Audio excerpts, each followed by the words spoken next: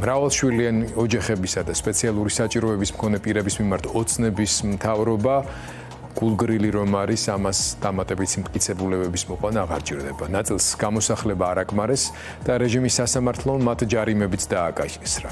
სანქცირებულმა მოსამართლემ ზვიად ცეკვავამ თვალჭრელიძის ქუჩიდან გამოსახლებულები და დაკავებულები 2200 ლარით დააჯარიმა. ახლა ჩვენ ჩავთავთ ერთ-ერთ ამ ოჯახთაგანს ქალბატონ მზევინარ აბაშულს და მას დაუსვავთ კითხვებს. ქალბატონი მზევინარი, როგორც ხედავთ, ახლაც ამ ტერიტორიაზე იმყოფება. მე მინდა მას მივესალმო. პირველ რიგში მინდა ვკითხო მისი და მის მდგომარეობაში მყოფი ადამიანების გარემოებების შესახებ. ვიცით, რომ თქვენ ადგილზე რჩებით, დღე და ღამე მორიგეობთ, მათ შორის თქვენი ოჯახების კუთვნილი ნივთების ზედამხედველობისთვის და გარდა ამისა, იმის გამო, რომ ბევრ თქვენგანს უბრალოდ წასასვლელი არსად გაქვს. ქალბატონ მზევინარ, გვიამბეთ თქვენი ამჟამინდელი მდგომარეობის შესახებ.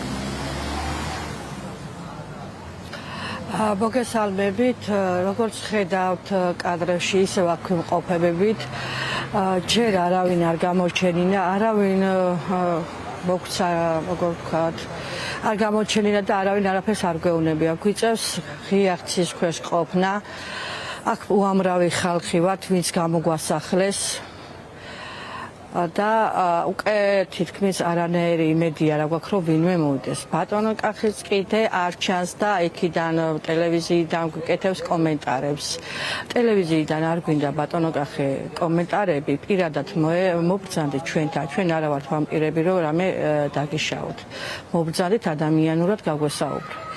ხედავთ კადრში რა სიტუაციაა და დანარჩენი რა უნდა გითხრათ. ქალბატონ მზევინარ, მოდით აი თანმიმდევრულად გავყვეთ რამდენიმე კონკრეტული კითხვა მაქვს, მათ შორის თქვენთან მიმართებაშიც. ის როდესაც ეს გამოსახლება მიმდინარეობდა, უკიდურესად უხეში ფორმებით, კანონზე, განსაკუთრებით ბავშვთა უფლებების დაცვის კონვენციის ყველა მუხლის დარღვევაზე და ადამიანობის ყველა პრინციპის დარღვევაზე რო აღარ ვილაპარაკოთ, პარალელურად აქტიურად მიმდინარეობდა თქვენი გაშავება პროპაგანდისტული კამპანიაც. მაგალითად, პირადად თქვენთან დაკავშირებით, რამდენიმე ისეთი ინფორმაცია გავრცელდა, რომლის გამოც თქვენ და თქვენი ოჯახის წევრები იყავით ძალიან გაბრაზებულები ამ დეტალებზე, გვინდა რომ უფრო მეტი გითხრათ. დიახ, ეს სიმართლეა, ძალიან გამაშავეს, რო ვთქვათ ასე, ხალხმა მიიღო სხვანაირად და ჩემი შოურაცხყოფის მეც არაფერს არ აკეთებენ, ეს ყველაფერი ტყუილია. ამასობაში რო გამოგვასახლეს 24-ში ცოტა ხნის მერე ვგებულობთ, ჯერ იმედის ტელევიზია წერს, რომ ქალბატონსო მისაო 50,000 ლარიო, მეგობრებმა ჩამიგდეს და ვაიბზო 50,000-ით მოგცეს იქიდან და არანაირი 50,000 არ ამიღია ხალხნო, ეს უტყუილია.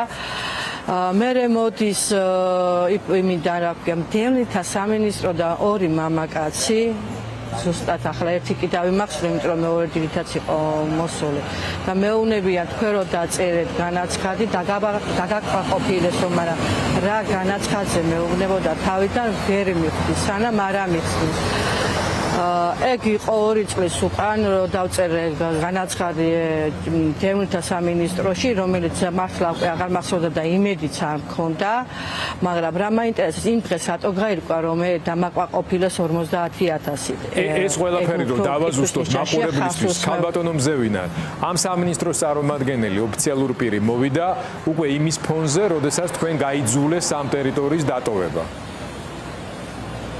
დიახ, მაგას გეთახმებით მაგაში, რომ ზუსტად იმ დღეს მოვიდნენ, როცა ეგ სიტუაცია დაიწყეს და ტელევიზიამ რო გადამიღო და ესე სრულბრადებით წავიდა ჯერ რო ვითომ აქედან მომწეს ჯერ 50,000, მერე რო ეს ტყუილი გამოდგა, მერე ეს ჯანდაცვის სამინისტრომ ფული რომ მომცა და დამაკმაყოფილეს, თურმე მაგ ფულსაც არ ვღებ. კი, ზუსტად იმ დღეს ხდება ყველაფერი.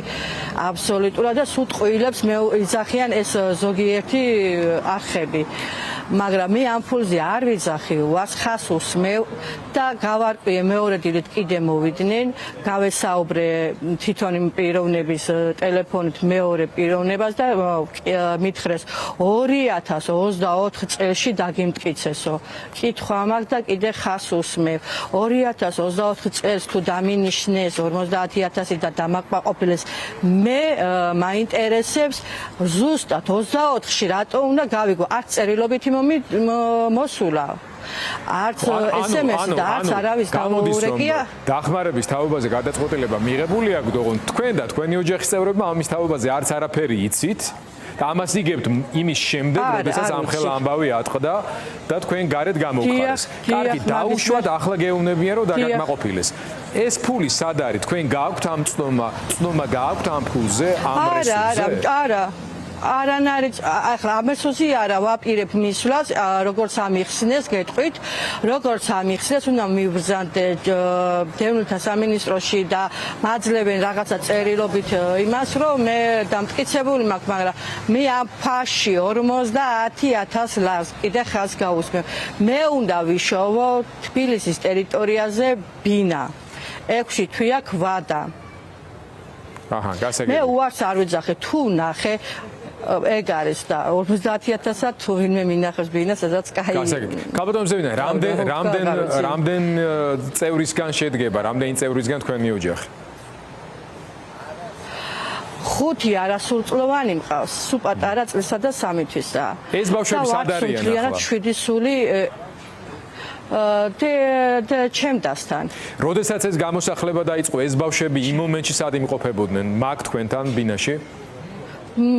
არის კამერებშიც ჩანს გამოსახლების პერიოდში, რომ ბავშვები მყავს აქ და როცა ბავშვებმა მიიღეს ფსიქოლოგიური სტრესი, დაურეკეთ ჩემდას და წავიყვანე, იმიტომ რომ ბავშვებმა ძალიან დიდი სტრესი მიიღეს და დიდხანს აღარ გავაჩერე. ამ სახელმწიფოს რომელიმე სტრუქტურას ხო არ შემოუთავაზებია თქვენთვის, რომ აი ამ ბავშვების ამ მდგომარეობის გათვალისწინებით მათთვის ფსიქოლოგიური დახმარება აღმოეჩინა, ან ამ პაპანაკება ზაფხულში, რომ სხვა სახის შემწეობა გაეწია თქვენთვის, ვინმე საერთოდ კონტაქტზე გამოვიდა, გარდა იმისა, რომ მეორე დღეს მოგაკითხათ ვიღაც ორმა უცნობმა ადამიანმა და გაგაგებინათ, რომ თურმე ჯერ კიდევ ერთი წლით ადრე ძალიან გამდიდრებულ ხართ და ამას გიმალავდნენ, რომ სიხარული გული არ გაგსტომოდათ.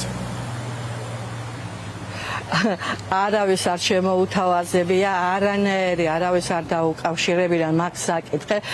საერთოდ ბავშვები არ უხსენებიათ კი არა, საერთოდ არ დაურეკია.